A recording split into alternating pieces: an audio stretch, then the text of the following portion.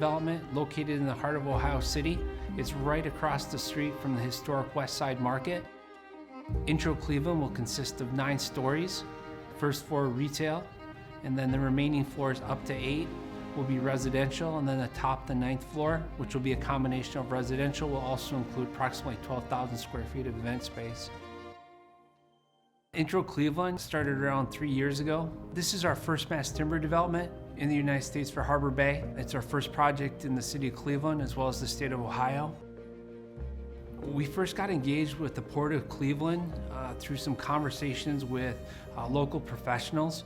They made us aware of the financing mechanisms that were available through the Port of Cleveland.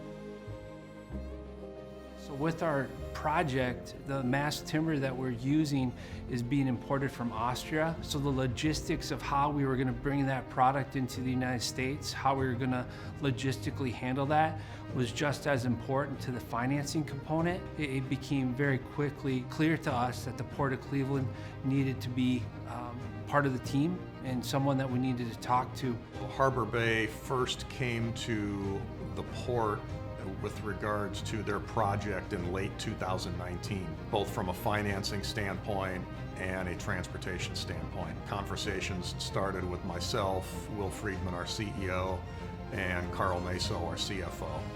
The unique business challenge with Harbor Bay was that they were from out of state. So they'd never done a deal with the Port of Cleveland, they'd never done a deal in Cleveland, and we had to educate them on the process. Our approach from a maritime standpoint and providing a solution for Harbor Bay was simply to make sure all the parties were working together to move their cargo from the plant in Austria. That can always be difficult when you're talking about moving cargo across an ocean because of some of the issues that can come up during the transit process.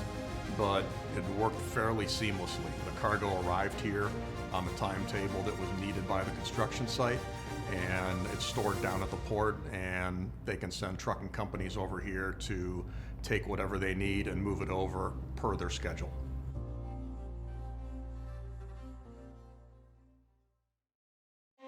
The solution that we came to for the Harbor Bay team was we ultimately issued $130 million of revenue bonds for about $145 million worth of construction.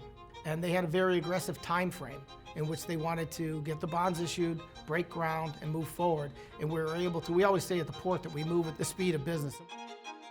So our competitive advantage for somebody like Harbor Bay, who's building a project right here in Cleveland, is the ability for them not only to finance the project, but also to coordinate all the logistics and move the cargo in-house. It's always preferable for customers to move their cargo as close as they possibly can to their end user or their customer or the job site, and in this case we were able to achieve that. The Port of Cleveland is one of 5 ports in Ohio that also have our own internal bond fund. And we can use our internal bond fund to issue bonds, so we can use them in real estate and development activities that most other states don't grant their ports.